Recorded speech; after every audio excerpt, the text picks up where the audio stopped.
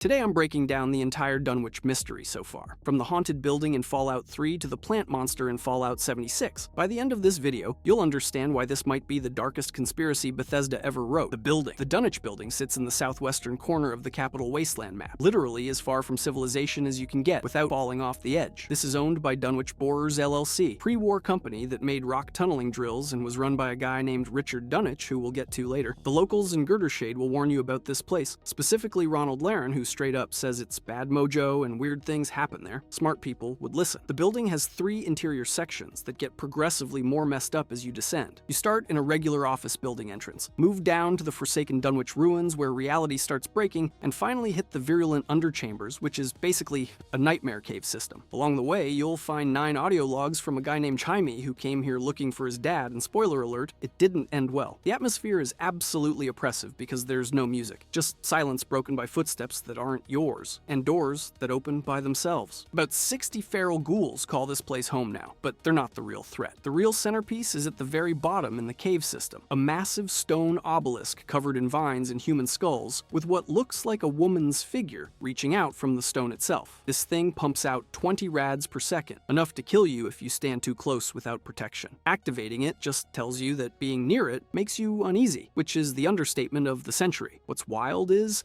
this obelisk has been here since before the war, and it's connected to everything else we're about to talk about. That obelisk you found has actually been there for thousands of years. The real question isn't what happened in this building, it's who built that altar, and why did a pre-war mining company know exactly where to dig? The answer involves a cursed book that literally explodes when you try to destroy it, and trust me, you're not ready for what that implies. But the mystery is far from over, and it only gets more crazy from here. Like the part of the mystery hidden within a DLC, Point Lookout. The Point Lookout DLC introduces the Kriv Bekni, which is basically Fallout's version of the Necronomicon, and trust me, that's not an exaggeration. This large brown book, bound in odd black leather with strange glyphs stamped on it and a bloody gash across the front, is the most cursed object in the entire Fallout universe. It was owned by a woman named Constance Blackhall, who styled herself as a priestess of an obscure cult, and used the book to lead the swamp folk in dark rituals both before and after the Great War. Here's where it gets wild. Constance lived an unnaturally long life, like generations longer than she should have. And according to legend, when the book was stolen from her, she immediately died a death that should have found her generations before. Think about what that means for a second. This book doesn't just grant knowledge. It's keeping someone's body alive against the laws of nature. The moment it leaves her possession, she ages 200 years in an instant. What kind of entity has that kind of power? And more importantly, if the book can do that to someone who worships it, what does it do to people who try to destroy it? Keep that question in your head, because when we get to the ritual site, the answer is going to make you question everything about Fallout's lore. You find this book at the ritual site, an underground cavern where swamp folk still perform twisted ceremonies they don't even understand anymore. The book sits in a bowl of blood on a stone altar, surrounded by the mutilated corpse of someone who was kept alive with stim packs as long as possible during their torture. This triggers the quest The Dark Heart of Blackhall, where you meet Obadiah Blackhall, Constance's great-great-great-grandson who's stuck in a wheelchair and wants the book back to restore his family's power over the swamp folk. There's also a Christian missionary named Marcella who knows the book is evil and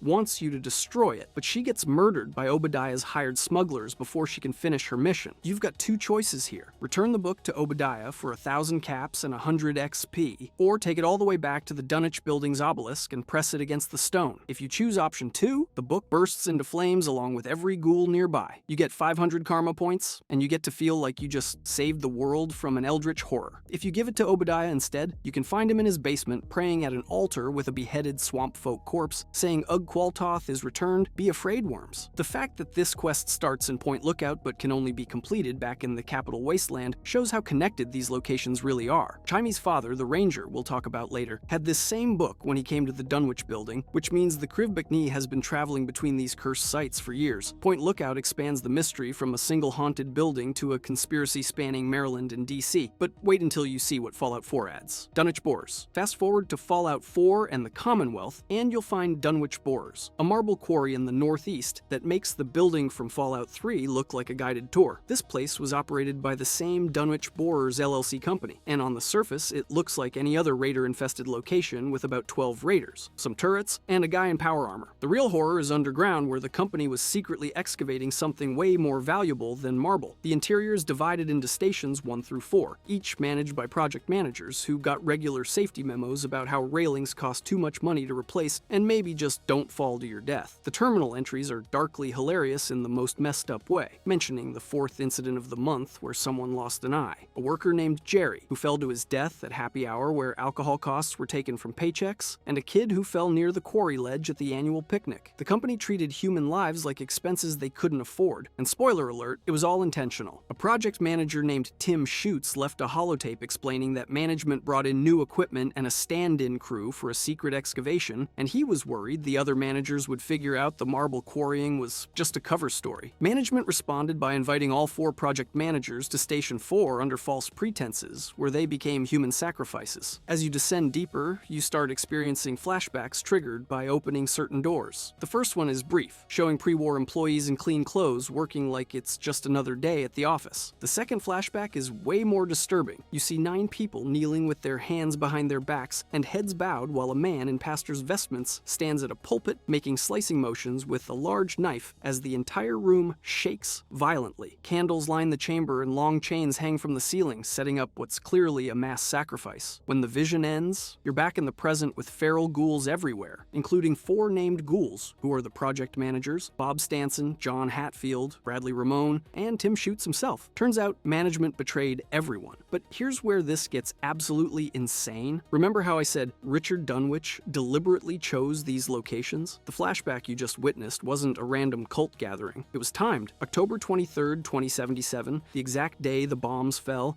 at the exact moment the world ended, this ritual was happening. That's not a coincidence. Someone knew the nukes were coming and decided that was the perfect time to complete a sacrifice. Why? Because when we get underwater, you're gonna see exactly what they were trying to wake up. The absolute worst part is at the bottom past Station 4 where you'll find a large radioactive pool. You have to dive down into highly irradiated water wearing a radiation suit or popping Rad-X like candy, swim through an underwater tunnel, and you'll see a massive cyclopean statue face buried in the earth with one giant pupilless eye staring up at you through the murky water. Following a side passage leads you to an altar chamber lit by glowing fungus where you'll find what you came for. Dunwich Borers proves the conspiracy wasn't isolated to DC. It was a coordinated effort across multiple states to unearth ancient temples. Now, let's talk about the weapon you find down there. Now, here's the part that should terrify you. That giant stone face buried in the radioactive pool, its eyes are open, not carved open, actually open like it's watching you through the water. And according to the lore, this statue has been here since before humans existed in North America. So when Richard Dunwich's company was digging for marble, they weren't discovering this temple by accident. They knew it was here. The question is, how? And the answer ties directly to that book we found in Point Lookout, Kremviet's Tooth. Sitting on the underwater altar flanked by 2 mini nukes and glowing mushrooms is Kremviet's Tooth, a unique machete that's one of the most disturbing weapons in Fallout 4. This curved, jagged blade looks like a monstrous fang, and it's described as a religious artifact from before the Great War with strong occult ties to Ugg-Queltoth. It served as the sacrificial knife for those dark rituals you saw in the flashbacks, which explains why it's got such nasty effects. The base damage is around 31, which is standard for a machete, but here's where it gets interesting. Kremviet's Tooth has a unique sacrificial blade modification that causes 3 points of poison damage per second for 10 seconds and 5 points of bleed damage per second for 5 seconds. That's 30 total poison damage and 25 total bleed damage on top of the regular hits. The bleed effect stacks with multiple hits and nothing in the game resists it, not even robots, while the poison doesn't stack but still wrecks organic enemies. What makes this weapon truly special is you can remove the sacrificial blade mod at a weapons workbench and attach it to any other machete, including legendary ones. The fact that this blade has supernatural properties in a game that's supposed to be science fiction is wild. The bleed and poison aren't explained by any in-game science, they're just accepted as mystical effects from an ancient artifact. Players have nicknamed it one of the best melee weapons in the game because of that stackable bleed damage that shreds everything from Deathclaws to super mutants. The game marks it as a legendary weapon in your Pip-Boy with a star, treating it the same as any other unique find. But the lore weight behind it is way heavier than a regular legendary drop. Here's what the game doesn't tell you directly. This knife has been used for ritual sacrifices for potentially thousands of years. The poison and bleed effects, those aren't game mechanics, they're the accumulated spiritual corruption from centuries of human offerings. Every person who died on this altar left a mark on the blade, and now you're carrying that with you. But the real question is, what were they sacrificing people to? The answer has a name, and it's been waiting underground for a very long time. Kremviet's Tooth is proof that whatever Ugg-Queltoth Qualtoth is, it has real tangible power that survived the nuclear apocalypse. Speaking of which, let's talk about the entity itself, Qualtoth. So who or what is Qualtoth? The game describes it as an alien entity, an eldritch being, and a forgotten god, which basically means it's Fallout's version of Lovecraft's Great Old Ones. According to the Fallout role-playing game, though those who worship it suggest it may not be so forgotten after all. The Fallout 3 official game guide includes a quote that's directly lifted from the Dunwich horror. Qualtoth knows the gate. Qualtoth is the gate. Qualtoth is the key and guardian of the gate, which in Lovecraft's original story is said about Yog-Sothoth. The entity has physical manifestations scattered across the East Coast. The obelisk in the Dunwich building with the woman reaching out of the stone and 20 rads per second. The giant buried statue at Dunwich Bores with its cyclopean eye staring through the water, and has power. People who get too close to these altars experience hallucinations, hear whispers of names like Alhazred and Gaieth, and slowly lose their minds. The audio logs and terminal entries show a clear progression from curious explorer to obsessed cultist to ghoulified worshipper. Terminal entries from Herman Granger dated March through May of 2134 document his transformation. He starts panicking about strange sounds. Then by April 27th, he's writing my skin, barely any left. One of them now. And then comes the famous line, one of us, Qualtoth, is returned. By May 1st, it's just unintelligible rambling about deep temples and screaming and retribution. Chimey's ninth and final audio log after he's ghoulified has him saying a sharp knife to send him to deep temple. Abdul comes again on the feast of the weaker. Alhazred Gaieth Gieth. Abdul refers to Abdul Alhazred, the fictional author of the Necronomicon in Lovecraft's work, and Gaieth is a homage to Arlaia, where Cthulhu waits dreaming. What makes Qualtoth genuinely terrifying is it doesn't need to physically manifest to have power. Its mere presence drives people insane. Its altars radiate lethal energy, and its influence spans centuries from pre-war to post-war. The guide states only the screaming sound of Qualtoth can wield the power of the obelisk, suggesting the entity has some form of voice or presence that can be heard by those sensitive to it. Multiple characters across 3 games all experience the same phenomena when approaching these sites, which means this isn't radiation-induced hallucination, it's something real and active. But here's what should keep you up at night. Qualtoth isn't dead, it's not sleeping. It's actively influencing people 200 years after nuclear war sterilized the planet. That means radiation, nuclear winter, complete societal collapse, none of it mattered. Which brings us to the people who knowingly served it. Qualtoth represents cosmic horror in its purest form, an ancient force that existed before humanity and will exist long after. But who brought it to our attention? The family. Richard Dunwich and Constance Blackhall were siblings who shared an obsession with the occult that would make any horror movie antagonist jealous. Richard founded Dunwich Borers LLC in Washington, D.C., a company that manufactured rock tunneling drills and acoustic borers for the excavation industry. On paper, he was a successful mining baron, but the truth was way darker. Richard deliberately chose locations for his operations hoping to unearth mysterious artifacts in ancient temples, and he used compliant foremen and generous benefits to keep workers from discovering the true purpose. The abysmal safety record at every Dunwich site wasn't negligence, it was sacrifice, a modern form of human offering intended to bring eldritch attention and supernatural powers to corporate leadership. Constance became a widow in 2058 when the new plague took her husband, and she turned her wealth into a means of acquiring archaic texts and artifacts. Her most notorious acquisition was the Krivbekni, which she used to style herself as a priestess and draw a small circle of devotees. She led the swamp folk in rituals both before and after the Great War, and the book granted her an unnaturally long life, spanning multiple generations, even in the radiation-soaked marshes of Point Lookout. The conspiracy between Richard and Constance was coordinated across state lines. Richard positioned the Dunwich building to unearth the obelisk beneath it, and chose the Massachusetts quarry location to uncover the ancient temple. Cut dialogue from Point Lookout that didn't make it into the final game would have had Obadiah explain that Constance had a brother, Richard Dunwich, who was a wealthy businessman with a company building up north, and his obsession with the occult was as great as her own. By October 2077,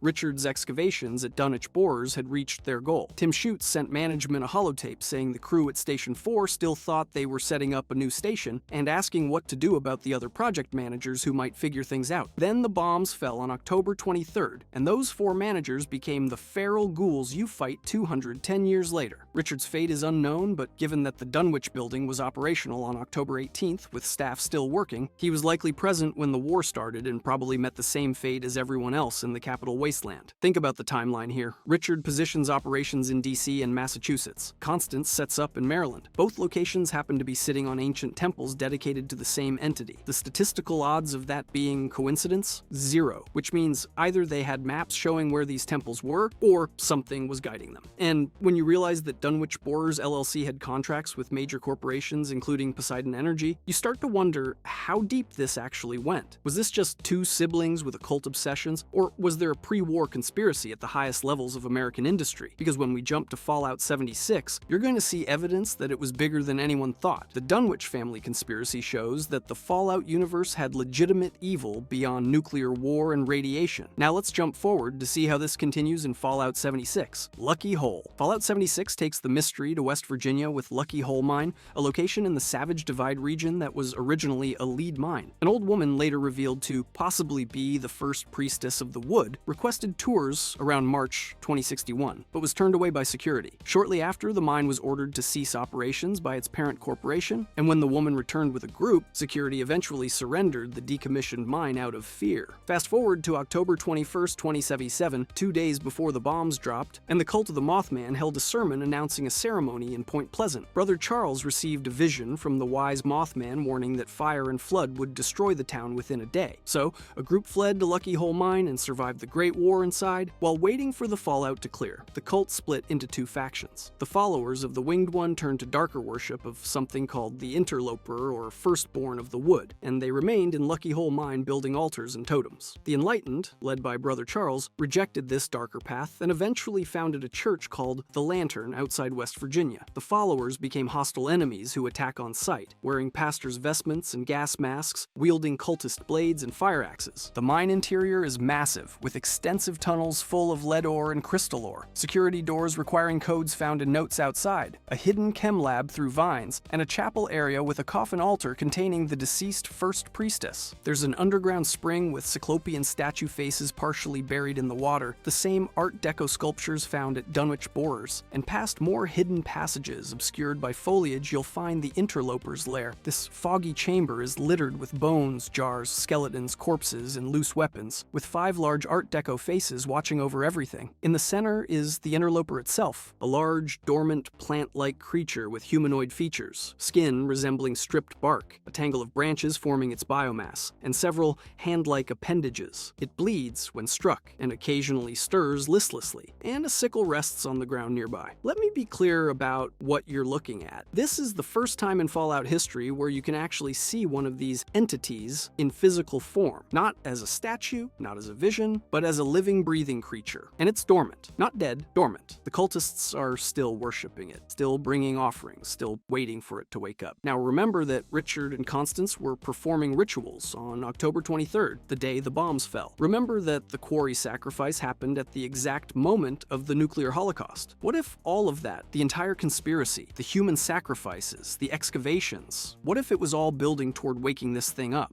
And what if the nuclear war interrupted the ritual before they could finish? A Mothman Museum employee named Jeff Lane recorded holotapes about hearing tales of an entity made real deep in the earth. He claimed the Interloper called to him in visions more real than the senses and chose him as conduit of the unknowable. His body is likely among those found in the lair. The critical question is whether the Interloper is Ugg Qualtoth itself, a different entity, or a member of the same cosmic pantheon. The evidence suggests connection through the shared Art Deco sculptures, similar worship patterns involving blood sacrifice and madness, and the presence of obelisks and altars. But the game never explicitly confirms the identity. What is confirmed is that Bethesda acknowledged fan theories by adding a note in the Atlantic City expansion addressed to R. Dunwich and C. Blackhall, the first time Richard Dunwich is directly mentioned in Fallout 76. Fallout 76 expands the mystery by showing organized pre-war cult activity, living hostile cultists instead of just dead ones, and the first actual physical form of a Lovecraftian entity that players can see. Time to tie it all together with inspiration. Lovecraft Connection. Everything about the Dunwich Mystery is a love letter to H.P. Lovecraft, specifically his novella The Dunwich Horror. The name Dunwich is a direct reference to the story about a village terrorized by the offspring of an eldritch being. Ugg Qualtoth is a play on Yog Sothoth, and the game guide's quote about gates and guardians is pulled almost word for word from Lovecraft's original text. The Krivbekni is the Necronomicon. The lead designer Joel Burgess straight up confirmed it, saying the Krivbekni is the Necronomicon basically, and admitted the name was a nonsense word he meant to replace, but it made the final version. The Whispers of Alhazred refer to Abdul Alhazred, the mad Arab who wrote the Necronomicon in Lovecraft lore, and Gieth is a nod to Ar-Ulayah. The Blackhall and Dunwich Dunwich families parallel Lovecraft's ancient shunned families with dark ties, similar to the Whately family from the Dunwich Horror or the degenerate residents of Innsmouth. The structure of descending into the Dunwich building and discovering the obelisk mirrors, the rats in the walls, where the protagonist discovers horrifying ancestral secrets. The buried statue at Dunwich Borers echoes the shunned house, where digging under a haunted building reveals the elbow of a massive buried entity. Even the swamp folk of Point Lookout parallel the fish hybrid residents of Innsmouth with their deformities and degenerate cult practices. The Lovecraftian themes hit every note of cosmic horror. Unknowable ancient entities that predate humanity. Forbidden knowledge that drives people insane. Multi-generational cults perform rituals they no longer understand. Cursed grimoires that grant power at terrible cost. Isolated locations hiding buried secrets. Human insignificance in the face of cosmic forces. Cyclopean architecture suggesting non-human builders. Dreams and visions serve as communication from beyond. The entire mystery embodies the core Lovecraft concept that there are things older and more powerful than humanity, and learning about them leads only to madness and death. What's brilliant is how Bethesda adapted these themes into Fallout without breaking the science fiction framework. The entity is described as alien rather than supernatural, leaving room for interpretation. It could be an ancient extraterrestrial, a psychic phenomenon, pre-war occult science gone wrong, or genuine supernatural horror. The game never definitively answers this, maintaining the ambiguity that's central to Lovecraft's work. Joel Burgess said in an interview that the Lovecraft stuff is definitely inspiration, but it's not a direct reference. They were thinking about Innsmouth and all that while creating something new. The Lovecraftian integration works because it's all optional content in remote locations away from main storylines. Players focused on the core narrative might never encounter it, but those who explore will find this parallel mythology running alongside the post-apocalyptic setting. It adds existential dread beyond the nuclear devastation, suggesting that even in a world destroyed by human hubris, there are older, greater threats that view our entire civilization as insignificant. The Dunwich Mystery proves Fallout has room for cosmic horror and retro-futuristic science fiction to coexist, and both are scarier for it. If you enjoyed this video and want to see most disturbing Fallout mysteries explained, click the video on the screen.